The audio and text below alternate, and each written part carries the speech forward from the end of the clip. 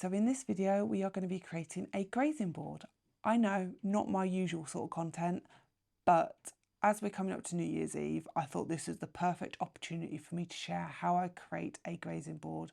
So if you're hosting, this is the perfect thing for you. Let's get into it. So first thing we're going to do is get everything that we need to put in the oven on.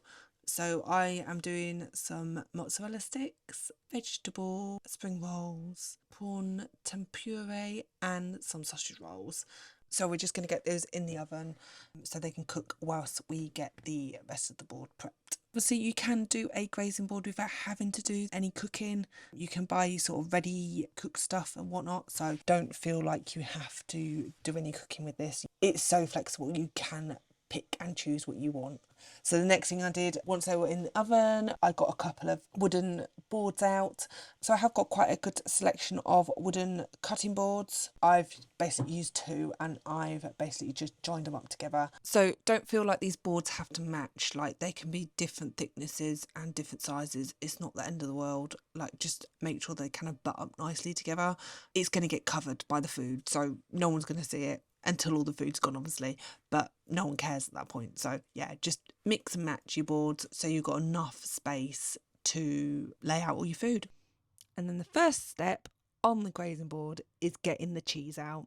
Cheese is kind of like the main event of the board. Well, obviously you don't have to have cheese, you could potentially go without the cheese, but with grazing boards you can do whatever you like.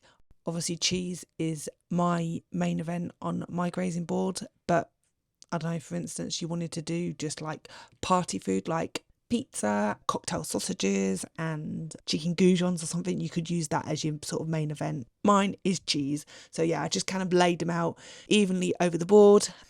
So with the cheese, I do like to cut sort of several chunks or slices just so people can start picking on it. It's easy to sort of grab and just sort of graze, hence its name. It just also helps with people getting started as well, I think. Sometimes, you know, when you go to a party, people are just sort of like loitering, waiting for one person to start as well. So yeah, if it's already cut up and ready to go, then yeah, people are more willing to just get in there and get started.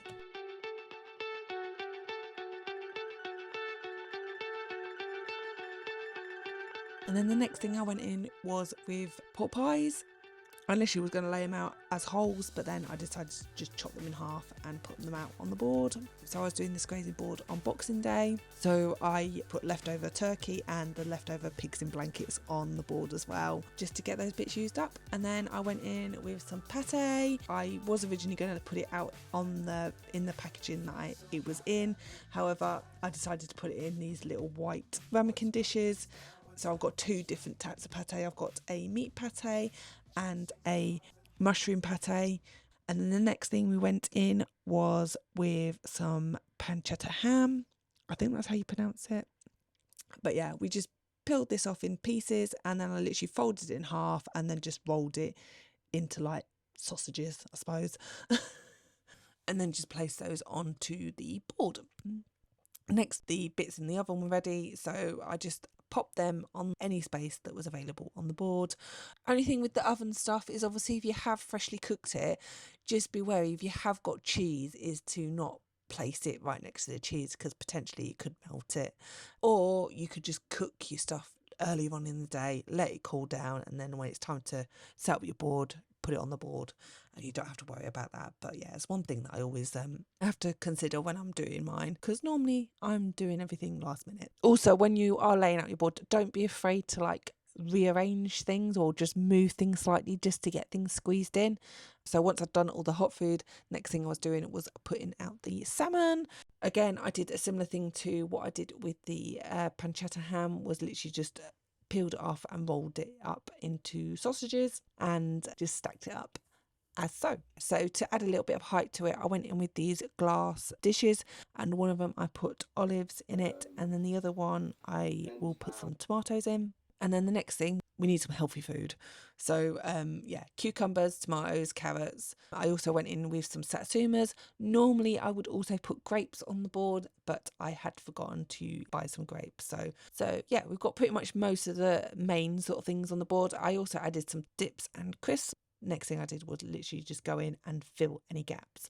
So the first thing that I filled with was with some mini cheese straws, and then the best filler thing is nuts. So I went in with these Thai sweet chili peanuts, which I absolutely love. And then I also had a bag of plain mixed nuts. And then I also went in with some salted cashews as well. You don't necessarily have to use nuts. You can also use grapes, tomatoes, so dried apricots or dried figs or something like that. And then it was finished. So with this grazing board, I did keep my bread and my crackers separate. So I did place those on a separate board. And then I also put some butter into a ramekin dish. I did actually forget to put some chutneys out. So I had cranberry sauce and onion chutney, which I did actually leave on the side with a spoon in the jar. But sometimes it's nice just to add those into a ramekin dish and place them on there. So I hope you enjoyed me sharing this with you.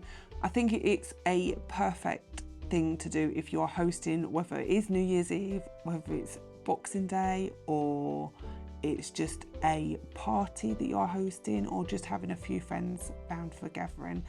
It's just, I love them. I love doing them as well. So yeah, if you did enjoy this, then let me know in the comments down below, and also let me know what your cheese selection would be on your grazing board as well. Be interested to know what you choose. And yeah, don't forget to subscribe, and I'll see you in the next one.